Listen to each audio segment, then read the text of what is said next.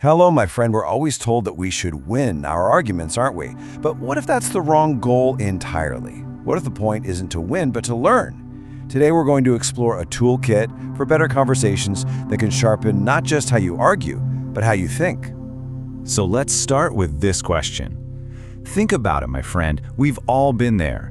A simple discussion gets heated, and suddenly it's a battle. We dig in our heels, we fight to be right.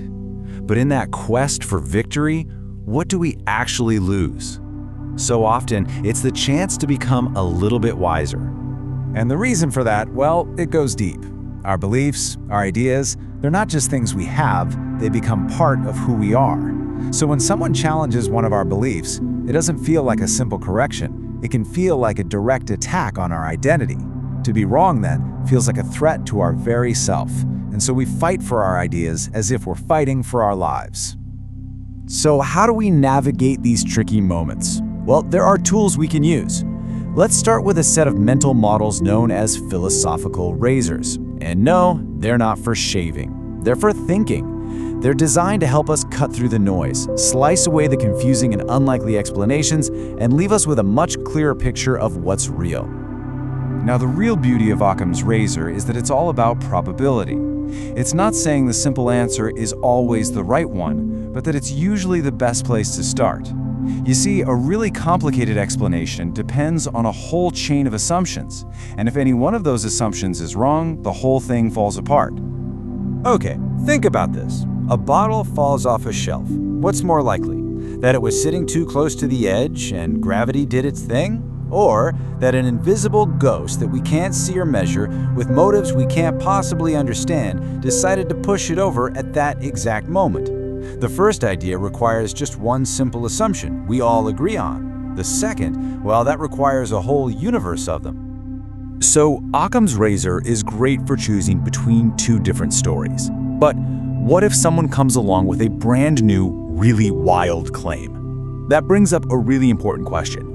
Whose job is it to prove it's true? The great astronomer Carl Sagan gave us a perfect guide for this. He said that the burden of proof, the responsibility to provide evidence, is always on the person making the claim. And the bigger and more extraordinary that claim is, the heavier that burden becomes. It's a really simple idea when you break it down. The proof has to fit the claim. If you tell me it might rain tomorrow, showing me the weather app on your phone is probably enough evidence. But if you tell me you were visited by aliens last night, I'm going to need a little more than just your word for it.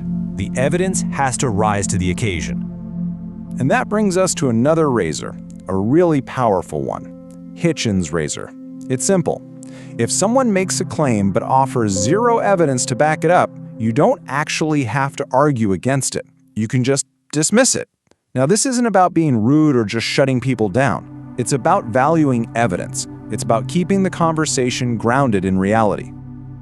Okay, so we've got these tools to take arguments apart and see what they're made of. But here's the next step. How do we even know if an argument is worth our time and our energy in the first place? This is so important. Before you jump into a debate, just pause. Take a breath. Asking yourself 4 simple questions can be a filter that saves you from hours of frustration and pointless back and forth. Let's walk through them. It's a framework you can call RISA. First, ask yourself, is this a real disagreement or are we just talking past each other, using different words for the same thing? Second, is this important? I mean, really, does the outcome matter to either of us? Third, is the topic specific?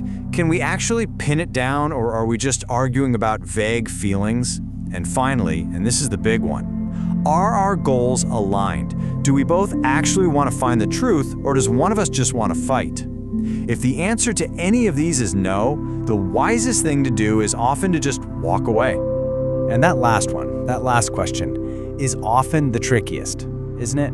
Because sometimes the other person doesn't want a resolution. They don't want clarity. Maybe they just want to feel like they've won or let off some steam. Or maybe they just like the sound of their own voice. And in those cases, no tool in the world is going to help. All of this leads us to a final and maybe the most important point. If we use these tools, if we choose our conversations carefully, and if the goal isn't just to win, then what is the point of arguing? Because the real prize, it isn't about winning at all. The real goal of any good argument is a deeper understanding. True victory isn't about proving someone else wrong. It's about walking away with a sharper, more accurate view of the world, even if, and especially if, it means you had to admit you were the one who was wrong. This is a distinction I want you to really think about. Intelligence is a weapon. It can help you win. But wisdom is knowing when to leave that weapon in its sheath. So many people are smart enough to win a fight. So few are wise enough to see that the fight itself isn't worth having. So, this is the path. Stop trying to win and start trying to understand. Choose your conversations with care. Get comfortable with the idea of being wrong. Embrace it even. And start to see every disagreement not as a battle to be won, but as a chance to sharpen your own mind. And maybe, just maybe, this is the best place to end, with a little bit of humility. Admitting that we might not have all the answers isn't a sign of weakness. It's actually the starting line. It's where the real conversation, the real learning truly begins. If you found some value in our time together, please like this video, share it, and subscribe to Wise Cut. Let me know your own thoughts in the comments below, my friend. I'll be reading them.